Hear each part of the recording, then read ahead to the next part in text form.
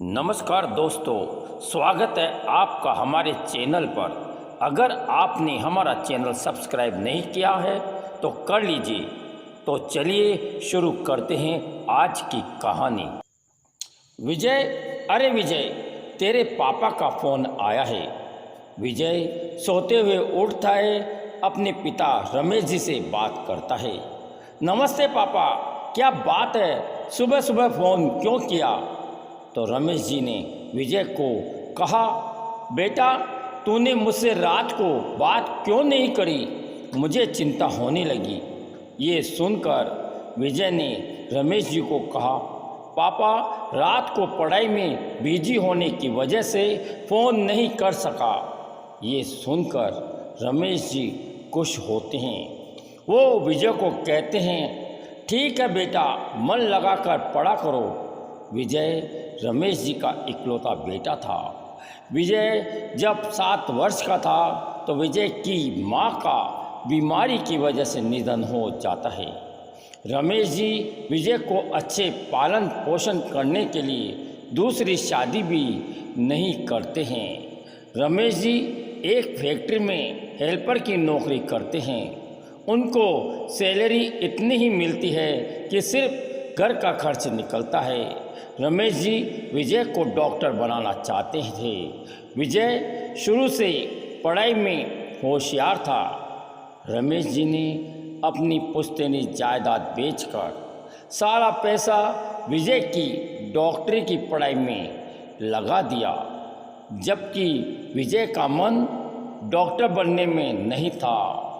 वो शुरू से एक्टर बनना चाहता था, इसलिए स्कूल और कॉलेज के समय में भी वो नाटकों आदि में भाग लिया करता था। रमेश जी विजय के एक्टर बनने पर सख्त नाराज रहते हैं। विजय अपने पिता का मान रखने के लिए डॉक्टर की पढ़ाई मन लगाकर करता है। थोड़े समय बाद विजय अच्छे नंबरों से पास कर डॉक्टर बन जाता है। विजय को प्राइवेट हॉस्पिटल से अच्छी सैलरी पर नौकरी का ऑफर आता है, जिससे विजय रमेश जी के दबाव से नौकरी करने को राजी हो जाता है। अब रमेश जी खुश हो जाते हैं कि बेटा डॉक्टर बन गया, अच्छा पैसा भी कमाता है। चलो अब विजय की शादी करवा देते हैं। रमेश जी विजय को कहते हैं, बेटा मैं चाहता हूँ कि अब तेरी शादी हो जाए। तो विजय कहता है, पिताजी मेरा अभी शादी करने का मन नहीं है। विजय का मन अभी भी एक्टर बनने को करता था। रमेश जी ने विजय के लिए अपनी ही जाति की अच्छी सी लड़की मीना से शादी करने का प्रस्ताव विजय को करते हैं। विजय अभी शादी नहीं करना चाहता था, लेकिन रमेश जी की जिद के आगे मीना से शादी करने को राजी हो जाता है। मीना पढ़ी लिखी साधारण परिवार की लड़की होती है। शादी होने के बाद जब अपने पति विजय को उदास देखती है तो पूछती है, आप इतने उदास क्यों रहते हो? विजय पहले तो सकबका जाता है, लेकिन मीना के काफ़ी मान मनोहार के बाद कहता है, मीना मेरा मन डॉक्टरी में नहीं लगता है। मैं शुरू से ही एक अच्छा एक्टर बनना चाहता था, लेकिन पिताजी की जिद की वजह से मुझे डॉक्टर बनना पड़ा।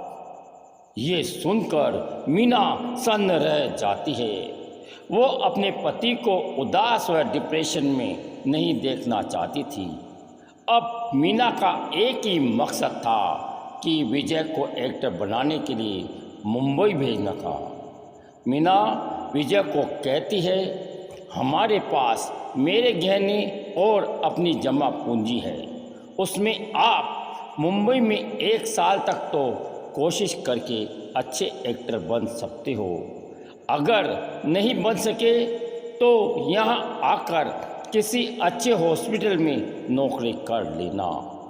विजय मीना की बात पर सहमत होकर नौकरी से इस्तीफा दे देता है।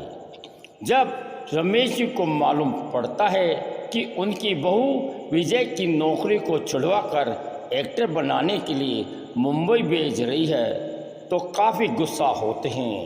अपने बेटे और बहू को गुस्से में कहते हैं, मैंने विजय को डॉक्टर बनाने के लिए क्या कुछ नहीं किया, तुम दोनों ने मेरे अरमानों का कत्ल कर दिया।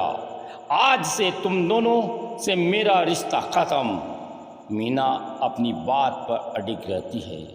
वो विजय को मुंबई भेजती है।